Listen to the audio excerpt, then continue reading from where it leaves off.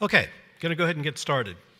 So my name is Glenn Lane. I'm the Vice President for Research at Texas A&M University, and we're going to kick off with the afternoon session, and it's going to deal with sustainability in health and exploiting the neighbor's toolkit, if you will.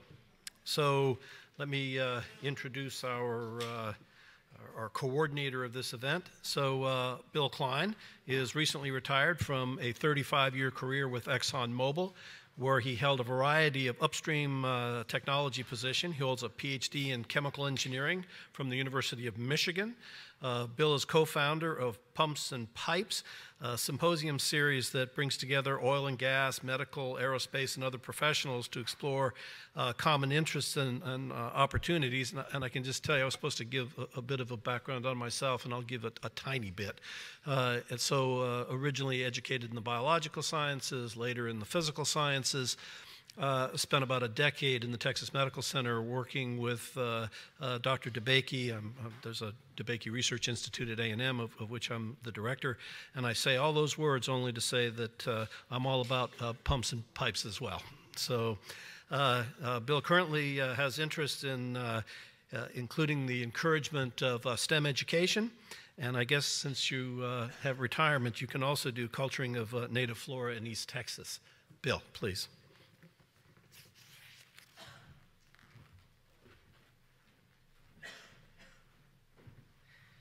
Thank you, Neil. Again, I'm Bill Klein, moderator of this next topic under our conference theme of Building a Sustainable Future of Texas. And for the next hour, we're going to be considering sustainable health. Now, let me first put your emotional health at ease by assuring you that we are not entering the perilous waters of healthcare policy. We certainly know we'll be getting enough of that in the coming months and year. Instead, under the principle that the most informative discussions occur between neighbors talking about their local issues and experiences over the backyard fence, I have the distinct privilege of bringing you two of my Texas neighbors. And these are individuals for whom sustaining health is very up close and personal. If I can have the next slide. Alan Lumsden is medical director of the Houston Methodist DeBakey Heart and Vascular Center, where he has an international reputation as a leader in the field of endovascular surgery. Now, to this oil and gas engineer, that means he's in the flow assurance business, where sustaining health is always just a heartbeat away. Ellen Ochoa is director of NASA's Lyndon B. Johnson Space Center, where she oversees NASA's responsibility to sustain humans in space. She herself has flown in space 4 times, logging nearly 1,000 hours. She holds a doctorate in electrical engineering from Stanford University, is a newly appointed member of the National Science Board, and following up on the conversation about strengthening our school system, she has 5 schools named after her. Her relationship to sustaining health can be summed up by that famous NASA phrase, failure is not an option, in particular if you're an astronaut on the way to Mars. Rounding out this panel of Texas neighbors, my background, as mentioned, is a 35-year career with Exxon Mobil, where I also performed endovascular surgery on wells, also known as through tubing workovers. I am recently retired, which means that sustaining health is definitely my first priority. One more slide. So you're probably wondering how we arrived at this eclectic panel to talk about sustaining health. Well, as Neil mentioned, we come by it honestly. Alan, Ellen, and I are all directors of Pumps and Pipes, which is an organization that is now in its 10th year of bringing dissimilar professional backgrounds together on the premise that my problem is very rarely only mine, and its solution may very well be found in my neighbor's toolkit. We've spent so much time during this conference appropriately talking about the need to communicate with each other.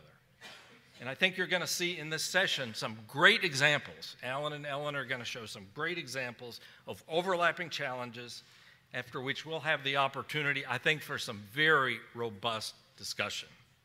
So to start us off, please welcome Alan Lumsden.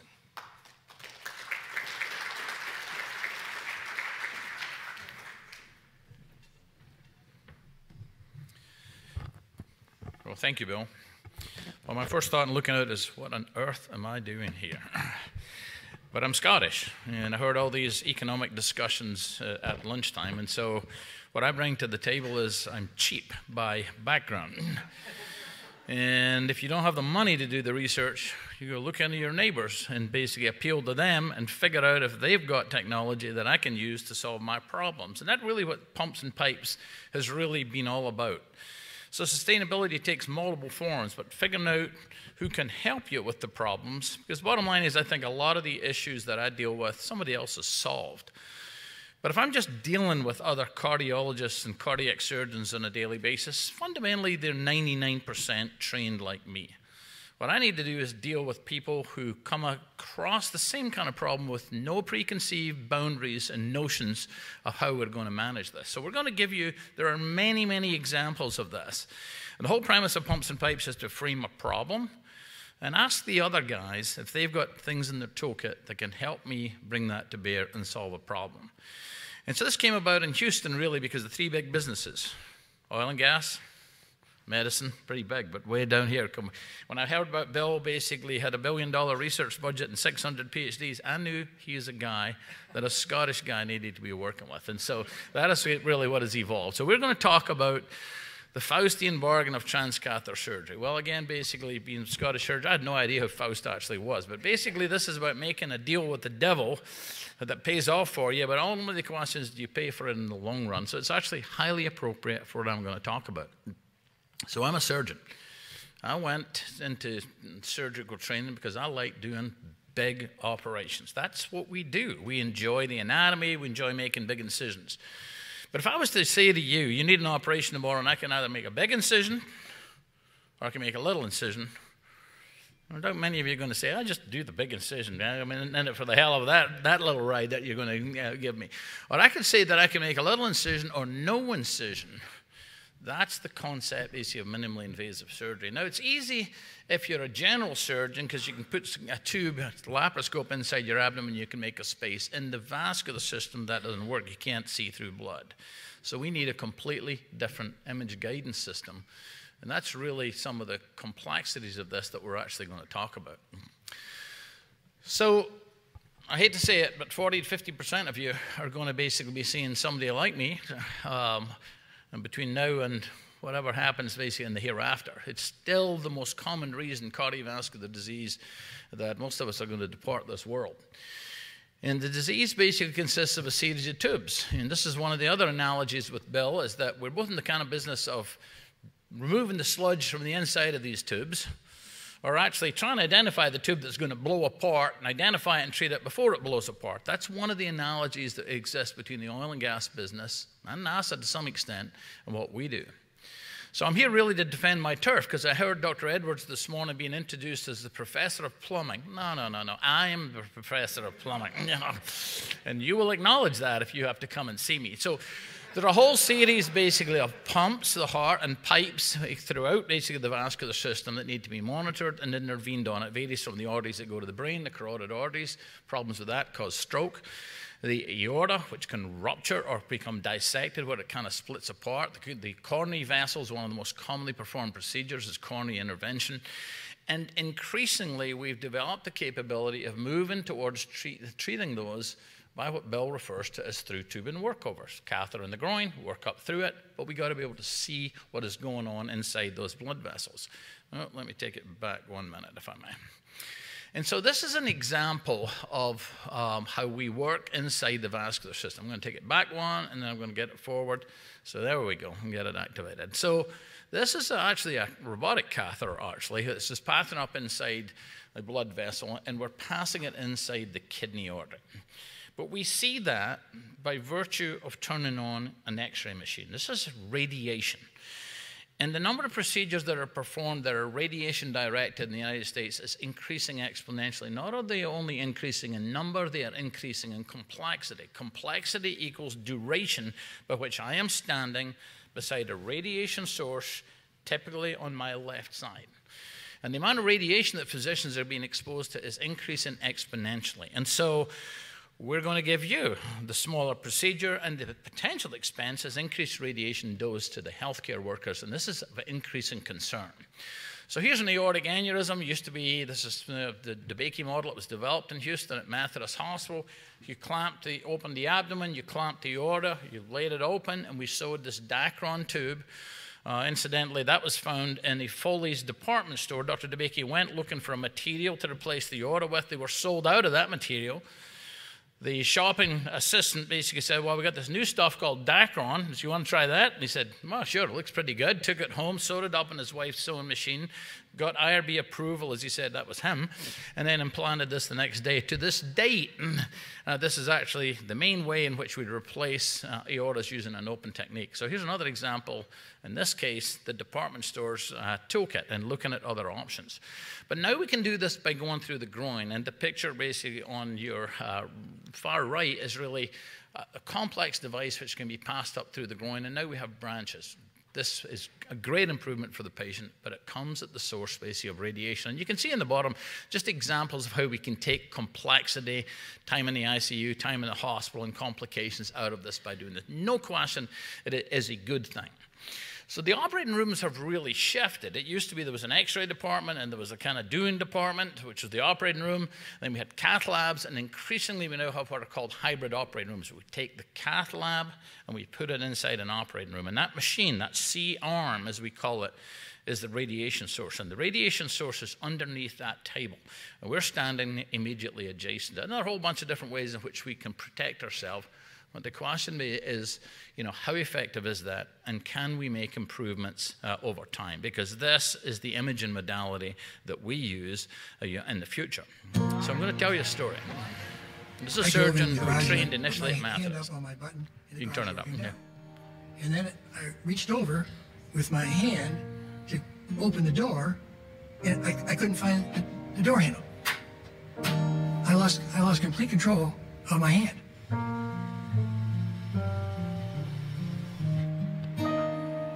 By the time I arrived at the emergency clinic at Barrows, I was in a full-blown seizure. So then they put me in the MRI, and the next thing I remember, I wake up, the surgeon comes in, a young guy. He says, well, you've got a brain tumor. We have to take it out, and then we decide how we treat it. When we started doing these procedures, nobody questioned what we did. The last thing I was thinking about was how much radiation am I exposing my body to? Being a doctor, my whole motive was to help the patient and get the patient well. I didn't think about the hazardous conditions. I have no question in my mind that my carotid artery, which had a very, very dense calcific plaque, was related to excessive radiation. I've already had bilateral lens implants in both eyes, and there's unequivocal evidence that radiation is a major cause of cataracts. I'm highly suspicious that that little 8-millimeter brain tumor, the oligodendroglioma, is the same radiation exposure. It's coming the same way. If it would cause this, why wouldn't it cause this? So I'm kind of a living example of excessive radiation and what it can do to tissue. I think I felt this radiation cannot hurt me. It can't hurt me. I felt indestructible.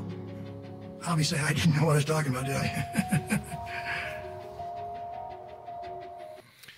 So there's increasing concern about exposure of healthcare workers, particularly the interventionalists who really are standing beside the patient for long periods of time. And this is just an example of cataract. It's well known to be associated with radiation exposure. We try to wear lead-lined glasses to prevent that.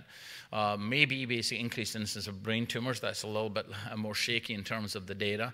Melanoma you've seen, and interesting incidence of the disparity between left and right-sided brain tumors, because as I mentioned, almost always the radiation source is from our left. And so this is not going away. This is increasingly being utilized really on a daily basis. And the effects of radiation really are either dose-dependent, but some of them are basically this so-called stochastic. It just can happen. These genetic mutations increase risk of malignancy. These are extensively monitored in terms of the radiation dose to our patient. If we were to cause a radiation burn in one of our patients, that is reported nationally. It's the equivalent of child abduction in the hospital, rape in the hospital. That's the level that's considered that. But the effects on the healthcare worker are much less considered, and we have a maximal annual dose of about 5,000 milligrams. The way this works is the radiation source is actually below the table. We monitor this traditionally by OSHA standards using film badges. Now, the problem with this is we do have a film badge, we measure it for a month. A month later, it comes back and they say, Dr. Lumsden, you got too much radiation last month. Now what am I going to try and be a little bit more careful? What we really need to be able to do is monitor real-time radiation in the operating room. So I know now how much radiation we're actually getting. And depending upon where we position that radiation source completely dictates the position in the room that is most associated with the radiation exposure. These are the things that kind of really need to be mapped out in the operating room. And so one of the research projects, this was presented at Pumps and Pipes, and you'll see that Dr. Dietrich actually came to talk about his experience, is something that we've been particularly interested in using. These are real-time radiation monitors. This is a medical student from Texas A&M, actually, who spent a summer with us. We hung these radiation doses every 2 feet and built this frame around the patient so we could model the amount of radiation in a shell with different positions of that image intensifier. And that allowed us really to create the irradiation map. You can see how at real time, a healthcare worker wearing this can see immediately that they're in the danger zone, and you can modify that in so-called time, distance, and shielding. Taking 2 or 3 steps back exponentially decreases the exposure. But in the absence of some real-time radiation data, it tends to be just largely ignored. And so the results of this work really showed that these models were created, again, as a result of a medical student working with us, in which we can model it in a variety of different positions. And now we're working on how can we make the invisible visible, or how can we make it palpable to actually make the healthcare worker aware of when they're moving into this high radiation environment. And there are a variety of different ways in which we've continued this work. We can actually mount these sensors on the radiation glasses. You can mount them on the body. And we can actually test this and continue to measure what is the most effective way, basically, of protecting these healthcare workers further. And so it is important that we mitigate this to make the delivery of healthcare by cardiovascular interventionalists sustainable, because this is a real concern and rising concern about who we are and what we are. So as we say, we presented this as one of our challenges at Pumps and Pipes, and this is a group of nuclear physicists from NASA who are up in our room. Can they basically model radiation exposure for us? Can they basically develop different types of radiation sensors? And of course, the long-term question is this something that can also be used to help mitigate radiation in long-haul spaceflight? So I'm about to close, and I'm going to show you, introduce Ellen with this TV ad featuring Dr. Dietrich that aired after Pumps and Pipes. Go ahead and turn it up, please. In a packed auditorium, an 80-year-old surgeon shuffles carefully to the stage. He wants to talk about his life as a celebrated Houston surgeon and about the price he paid. This is Dr. Edward Dietrich. He has a brain tumor, has had surgery twice, and blames the tumor and cataracts on years of being the surgeon, exposed to radiation from pioneering X-ray guided procedures that he helped develop. And we didn't know anything about radiation. We were surgeons, you know. So I was being irradiated from dusk to dawn, not even thinking about it. We had to do what we had to do. We wanted to make patients well. Didn't even think about ourselves. Things like the radiation that damaged Dr. Dietrich and that could kill a future astronaut bound for Mars. All of these things are being worked on here in the medical center, problems that we need help with at NASA. Like better shielding, better medicines, better protection, the kind that modern robotic surgery now provides for doctors at Houston. I feel 60, but unfortunately I'm 80. Hopes the science now keeping him alive can do the same for whoever sets foot on the red planet. Oh, I'd make any contribution to help him, for sure. Contributions so that long after he's gone, he might still be saving lives on a planet very far away. So a recent report actually talked about the increased incidence of cardiovascular disease in Apollo lunar astronauts. I don't know if that's been validated. Perhaps Ellen will talk a little bit more about it, but it is a major concern. It does have some value, and this is actually an iconic picture from Pumps and Pipes in which we're imaging one of the spacesuits from one of the Italian astronauts who sprung a leak while he was outside in the space station. But in finishing, I think that the Pumps and Pipes concept is that there are a lot of smart people, there are a lot of smart people in this room. And increasingly what we're trying to do is get in front of people who address similar problems, but are not constrained within the boundaries of the typical education program around cardiologists or surgeons. I need to be in front of engineers. And one of the things we're doing with Texas A&M is create this medical school concept called InMed, where the engineers are going to be brought down in a Methodist and going to be trained alongside us. That's something that's very exciting. I'd like to see more of these programs. So thank you very much again for the opportunity to be here, and I will entertain questions later. Thank you.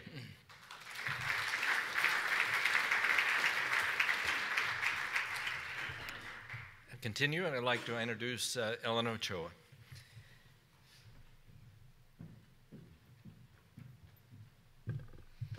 Well, thank you. Very happy to be here today to talk with all of you.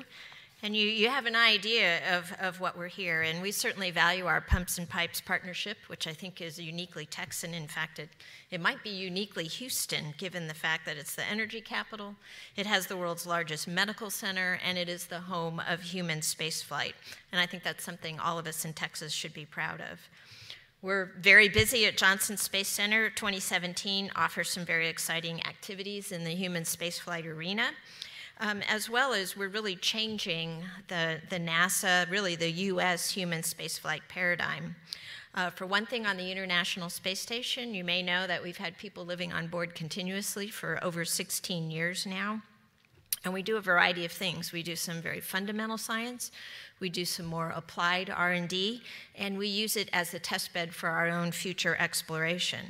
But we do allocate half of the resources, things like crew time, as well as space for experiments on board, for a US national laboratory. In other words, for applications that are not NASA applications, but for which scientists and engineers can use it for R&D.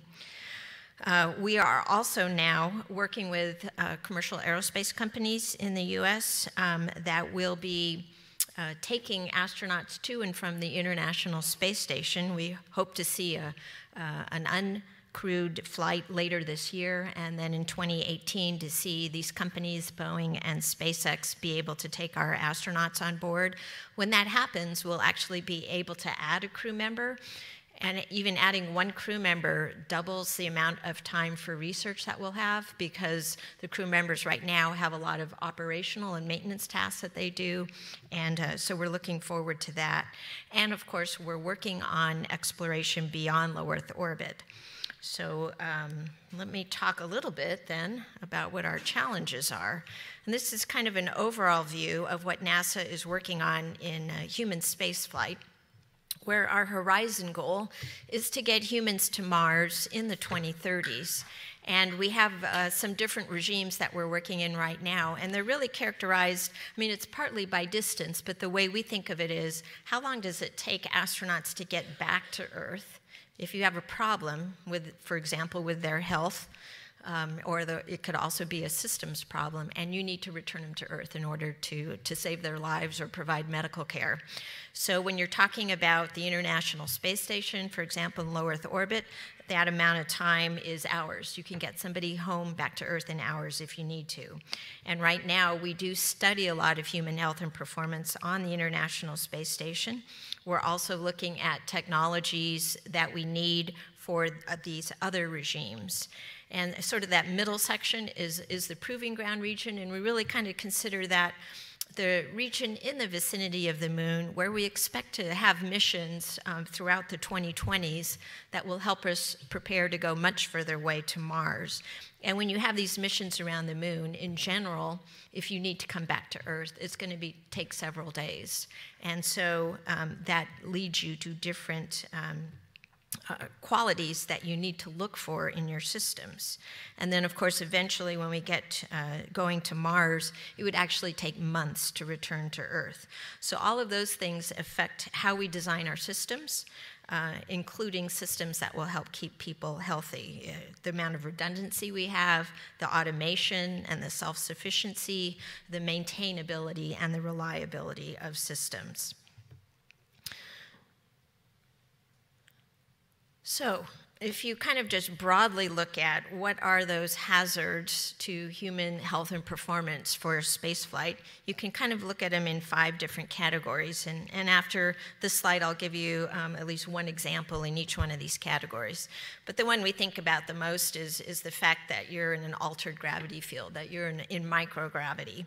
And so I think people are fairly familiar with some of the changes, at least, that go on: muscle atrophy, bone loss, decreased immune function. And we've probably made the most progress in terms of being able to develop countermeasures for these. But in fact, we are still finding ones that we didn't actually know about, like some changes in vision that I'll talk about in a minute. Right below that, you see space radiation, and Alan gave a great introduction to that.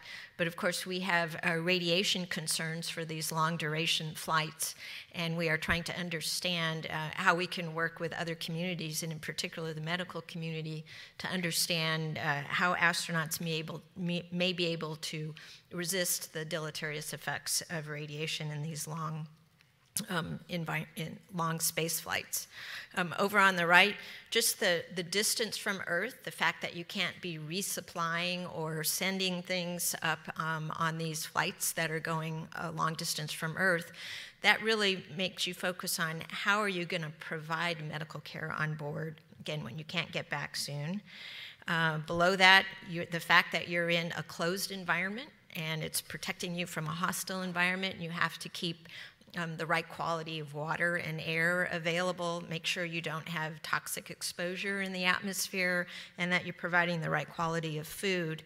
And then finally, on the bottom, looking more at human performance, isolation and confinement in these missions leads to us looking at the behavioral aspects of these missions and things like sleep disorders. So let me just talk a little bit, maybe one example in each category here of things that we're looking at. I mentioned that one of the things that we've discovered more recently in just the last few years is that crew members' eyesight changes when you're on board, especially for long duration. Most of our crew members stay 6 months at a time on the International Space Station, and there's actual changes in the physiology of the eye. Not necessarily for everybody, though, and it can vary in severity. And so we are being much more careful about trying to study on board these changes as people spend more and more time on the International Space Station, taking a lot more data and trying to understand what exactly is causing it. You know, most people think it is associated with the fact that you have increased pressure in your head, intracranial pressure, given the fact that you don't have gravity sort of keeping the fluids in the lower part of your body. But we actually don't know if that's the main cause, if that's the only cause.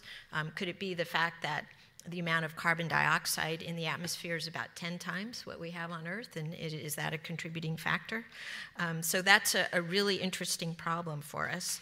And we're also, one of the reasons we did a one-year mission is, if there are changes that happen over 6 months, do they continue to get worse over 1 year, or do they sort of level out? Those are things that we don't fully understand yet, but that's one of the things that we're going to need to understand more about before going much further away from Earth. So another one is radiation, and there's a couple of different sources of radiation. There's the solar flares that you want to protect yourself from, but there's also the constant galactic cosmic rays that would exist throughout a long-term mission, and for which right now there's really no known countermeasure. So one of the things that we are doing is trying to understand about measuring radiation, and in much the same way that Alan talked about it, astronauts have long worn dosimeters, and again, at the end of a mission, sometime after that, somebody reads your dosimeter and tells you how much radiation you got during your mission, but there's really nothing during the mission, and we are trying to change that. We do have some new radiation devices, and you can see that one device is really the size of a USB port. If you can see that it sort of has the same connection. We have several of those spread throughout the International Space Station. We're able to get data more all during the mission about different areas on the International Space Station. The picture of the module that we're showing there is a new inflatable module. It's a collaboration between Johnson Space Center and Bigelow Aerospace. They actually licensed that inflatable technology from Johnson Space Center more than a decade ago, and then have been working on building these inflatable modules. We attached one to the International Space Station back in May, and now we're collecting data for a couple of years in a variety of different areas, but one of them is certainly comparing the radiation environment inside that module as compared to a standard aluminum module to understand if that might make a difference. In the spacecraft that we're developing to go beyond low Earth orbit, which is called Orion, we've had one test flight, and it made 2 revolutions of the Earth and went as high as 3,600 miles above the surface of the Earth, which is about 15 times higher than the International Space Station. And again, we had one of these radiation monitors, so it was really the first time that we were able to look at the radiation environment specifically in that area. And by the way, the development of that radiation detector was in a partnership with the University of Houston Physics Department, and they actually have a collaboration with CERN in Geneva, and that collaboration has proved very helpful. So we are looking forward to learning more about that. We've also, of course, we're reaching out to the medical community, and we've also talked to folks at, for example, MD Anderson Cancer Center, because they, of course, treat cancers with radiation, so they have a lot of interesting information about how people have responded to that radiation in ways other than associated with the actual cancer, just in terms of other harmful effects of the radiation. And they have found that there's a wide variety of responses in people. Some people really don't see much of those negative effects. And so we, in the future, may want to understand, what should we look for in somebody's genetic makeup that might make them more resistant to radiation and might make them, astronauts that we would want to use in the future. So that move toward personalized medicine, which really the whole medical community is doing, that's something that we're very interested in at NASA. So when you talk about, again, distance from Earth, one of them is how are you going to provide medical care on these longer missions? And right now, we have really one diagnostic device on the International Space Station, and it's an ultrasound machine, and it uses real-time video. And so we can use it both in a telemedicine mode where we can talk with doctors on Earth, and we've been able to train astronauts who have no kind of medical background at all to be able to use these. And because it's our only device, we've gotten very creative, and we've actually used it to image over 100 different types of things related to human health on board. We've also found that because of how liquids operate in microgravity, where the surface tension is sort of the dominant feature of how it moves around, that we don't need any of the standard ultrasound gel. We can just use water, forms a bubble, and use that with the ultrasound machine. We've been able to use it to estimate muscle volume changes, bone loss, to analyze cardiac stress strain. And as with many of the things that we do on the International Space Station, there's a tie-in to how we're doing medical care here on Earth. So we have a partnership with the World Interactive Network focused on critical ultrasound. And there's a principal investigator that's taking the techniques that we've developed for using ultrasound on the International Space Station and adapting them for use in some of the Earth's farthest corners, for example, in remote villages, and to treat people on Mount Everest. And what they're trying to do is develop protocols for performing complex procedure when you just have a remote expert guidance and training. When you talk about a hostile or closed environment, one of the things that we want to do is both understand how an astronaut's medical situation is changing over a long flight, as well as any harmful items in their environment, for example, bacteria that might be growing. So one of the things we did for the very first time last summer was get a biomolecule sequencer on board. So it can sequence DNA, RNA, and other proteins. And it was kind of a happy coincidence that the astronaut on board at that time is Dr. Kate Rubens, and she has a PhD in cancer biology and has also worked as a virologist. So this was kind of right up her alley to be able to test out all kinds of new biological and medical devices. And so we were able to take what is basically a commercial biomolecule sequencer, do a little bit of redesign, but not very much, in order to get it to a point where we felt it would operate in a microgravity environment. Of course, what we did was take up sort of pre-tested DNA samples so that we could compare it to what we saw on the ground. And in fact, not only did it operate just as well, it actually operated better in microgravity than it does here on Earth. And so we're now moving on to the next stage where it's not a pre-packaged sample, but you will actually be able to go from swab to sequence on board. So that will help us in two ways. Astronauts can actually use it on themselves over a long duration flight and try to understand any changes that are going on. And then we can also take swabs of surfaces inside a spacecraft and understand if there's bacteria. Is it something that we need to be worried about and take some action against, or is it basically a harmless type of bacteria?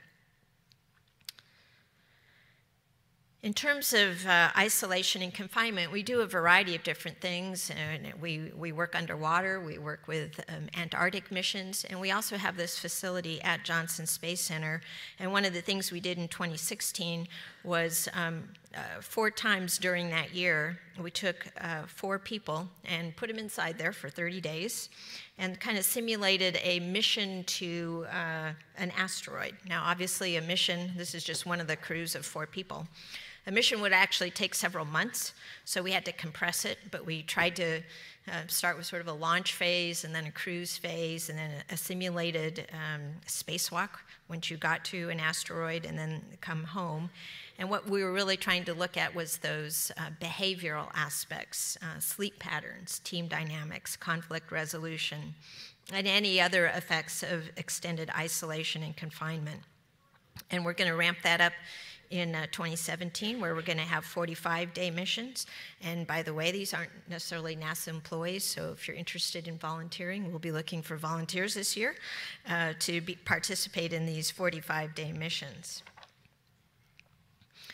I mentioned earlier that we have quite a bit of experience now in 6-month missions, and last year, we completed the first 1-year mission with 1 NASA astronaut and 1 Russian cosmonaut, and that NASA astronaut was Scott Kelly. So an N of 1 or 2, you obviously can't make any conclusions, but it can help you understand what questions you should be asking. The other interesting thing, of course, about Scott Kelly is that he has a twin brother, Mark Kelly, identical twin brother, Mark Kelly, who was also an astronaut and is retired from NASA. And so we didn't actually select Scott for this mission because he was a twin, but after he was selected, he kind of came to us at one point and said, hey, is there anything interesting that we can do on this mission because I'm a twin? And you know, the initial reaction from some of our folks was, well, we don't want this to be some kind of gimmick, and we're not really sure that that has a lot of value. But we did end up putting out a request for proposals and got back just some really very interesting and very scientifically sound proposals from all the kinds of institutions across the country that do excellent work, Stanford, Johns Hopkins, and many others. And so we actually did 10 experiments associated specifically with the twin studies. Now people have been off analyzing their data, and really the first time we might start to hear some of those results is a little bit later this month when the Human Research Program, which is the program that is specifically looking at these risks, will have their annual investigators workshop later this month. So where are we headed? As I mentioned, we're headed out beyond low Earth orbit, first to the lunar vicinity and then eventually on to Mars.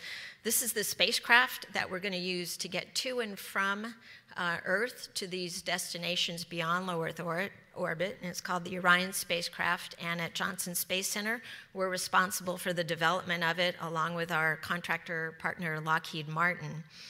And in and of itself, it can keep a crew of 4 alive for 21 days, and that's the requirements on that vehicle. So clearly it's not the only thing we need for these long duration missions. We will need a deep space transit hab that can keep people alive for months and even years. But this is an important part of that first development. And at the end of next year, we'll be doing a test flight with the Orion, along with a new heavy lift rocket that NASA is also developing, which another center is responsible for, the Space Launch System, SLS. That will be a mission with no crew on board. It'll be the first time that rocket will ever have flown, and we'll learn a lot from that test mission. And then in the early 2020s, we'll fly it with people and start those missions to the lunar vicinity. So our horizon goal is Mars, humans to Mars. And I think it's important just to take a minute or two to convey not only what we're doing at NASA in human spaceflight, but why we do it, why we explore space, why we have a federal agency to do it. And it's really that our country has said that the benefits that accrue to our country from these activities are ones that are important to the country as a whole and really belong in the purview of the government to guide and to shape. NASA, and particularly human spaceflight, has been linked to foreign policy since its inception, when we had the race to the moon. And today, particularly with the International Space Station, it provides one of the most positive examples of global leadership and collaboration. So we collaborate with 4 other space agencies, including the Russian Space Agency, and they represent 15 countries. And that's been a partnership that's been going strong for more than 20 years. But there have actually been 95 countries that have participated in some way in the International Space Station, which is really incredible.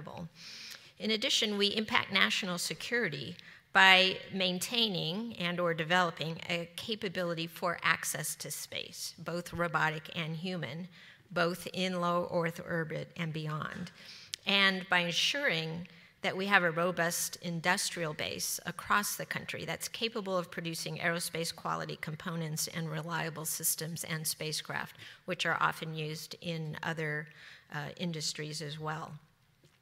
Space provides a unique laboratory to expand our scientific knowledge and address national and global issues that impact health and well-being. And it's really unique because of the ability to monitor the entire globe, and also because of the altered gravity field, or by being above the Earth's atmosphere, or by being in a vacuum. So there are many unique aspects of space that are important in different fields of science. We bring economic benefit to the country, both through new technology that can be applied across many industries, and by creating demand for a new space economy, and particularly in low Earth orbit, which we're really seeing come to fruition now. And finally, our space program continues to inspire people across the country and around the globe. From kids who talk with astronauts on board ISS, or who enter our challenges to design space habitats, students studying STEM fields and interning with NASA, the general public following us on every imaginable social media outlet. We've even met parents who named their children Orion after being inspired by our first test flight in 2014. And so NASA is really held up as an example of what our government does right. And with that, I think the collaboration that we have with these other important industries that are important to Houston, important to Texas, and really important to our country, is another way that we add value. Thank you.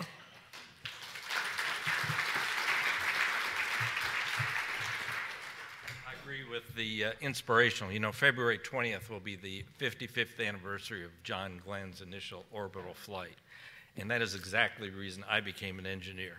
Sitting on the cold floor in a cold Michigan winter, watching that silver-clad man climb into the space capsule and all the engineering involved. So I agree with that. We have time for a couple of questions for Ellen and Alan. Anybody have a question? I do. Alan is, oh, right here. Question. Okay. Alan, you know, as you pointed out, when it comes to Neighbors Toolkit, Texas leads the world. Energy capital of the world, largest medical center, human spaceflight, et cetera. We are ahead in all the dimensions of engineering, science, et cetera, are competitive. So frankly, why aren't we the medical device capital of the world? That's a very good question. Yeah. So the reason we kind of got involved in pumps and pipes is there's an example in medicine of the development of what's called an inferior vena cava filter. And it was a physician from Michigan, incidentally, who was talking to his next door neighbor who happened to be a pipeline engineer, saying, bemoaning the fact that a patient he'd operated on had just dropped dead from a blood clot that came out, went through the tube going to the heart and into the lungs. And the engineer said, well, you need to put a filter in that tube. And the surgeon said, like a sieve? And he said, no, you can't put a sieve in a pipeline. The whole thing just blocks off. You got to put exploit laminar flow. You put in a conical shaped filter. And so they then hooked up with a guy called John Abley, who started Boston Scientific. So you had the physician who identified the problem, the engineer who solved the problem, and the businessman who built a company out of it. And so that is, in my world, people are very well aware of that. And so all of a sudden I was moving down to Houston, and that's where the oil and gas guys were, and that's where NASA was. And it's one of those things that seems so obvious and yet doesn't really happen, because we don't really have that many forums where we get together with people who are out with our own particular specialty. So the answer to that is, you got the biggest medical center in the world, you got the huge engineering base. You know, we don't have a lot of medical device companies, and I think it's because there's not been this kind of interchange, and we've not had the business environment. We don't have the CEOs for startup companies. A lot of those fail, but if they go to the Bay Area, there's another startup company. We've just not reached critical mass in terms of the venture capitalists and the CEOs of these startups. But I think, as you heard at lunchtime, that is slowly changing. So some of the big initiatives in the medical center at the moment are all around entrepreneurialism, and I think it's going to fundamentally shift that. And hopefully, Bobby Robbins is the CEO of the medical center. His program at the moment is called the Third Coast. And that is, there's the Bay Area, there's the Northeast corridor, all of which are a medical device world, and now it's time for the Gulf Coast to kind of play its role. And I think both of these industries can be massively helpful in that. Okay.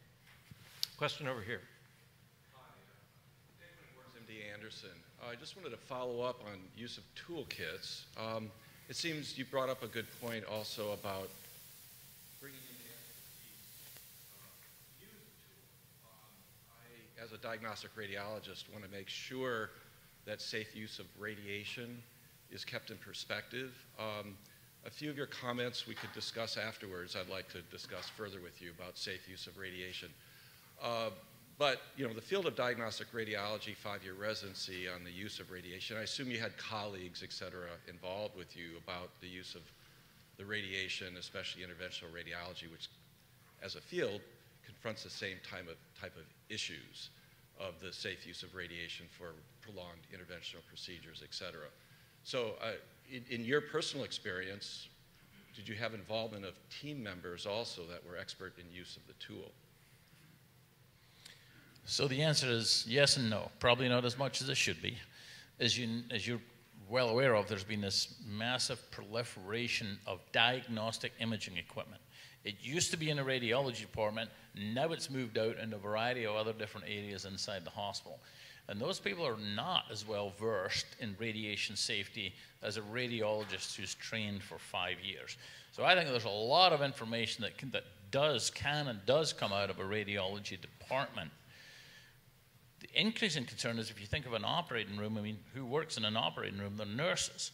And so a significant number of our personnel are women who can become pregnant and often don't know that they're pregnant when the radiation is being turned on, and there may be a gap in that. So there are a lot of issues inside hospitals that we can all learn from one another, other departments as well as other industries. Yeah, I would agree, and in that sense, because these problems have all been solved to a large degree within the interventional radiology suites where nurses and peripheral people are there. So again, it's maybe part of an education instruction. This isn't the forum to go into it, but many of the types of problems that you pointed out have been addressed with areas where experts are involved. So let me pick up on that, because I respectfully totally disagree with what you're saying, is that the mandate in a hospital is a radiation film badge. That tells you after the fact how much radiation you're getting. We need to move to real-time radiation dosimeters. These ones that I showed you, for example, are not even OSHA approved because the standard in the hospital are film badges. I think they're worse than useless in terms of educating a new operating room staff how much much radiation they're getting at any particular point in time. So it has to be a combination of both of these. So I think new radiation monitoring techniques, I think, are extremely important. I would support that, also the education and use of training, because we don't want to reproduce what Marie Curie used out of naivete. So there is some upfront education about use of that, that could also be useful. And again, as these technologies get disseminated and tools go across to neighbors, education up front with those skilled in it would absolutely be part of the formula. I think there's some common ground there. Thank you. Ellen, while you're here, I've got to ask you this question.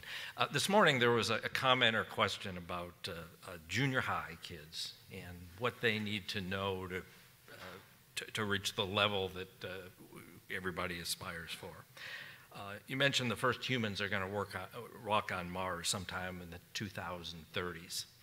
And so those kids are probably in elementary school or junior high right now. And those people that do that will be as famous or more than the original Mercury 7 astronauts. What would you tell these students now, what they need to do to prepare themselves to be the person that can be selected for that mission? Well, there's both academic and then there's other types of skills that turn out to be very important.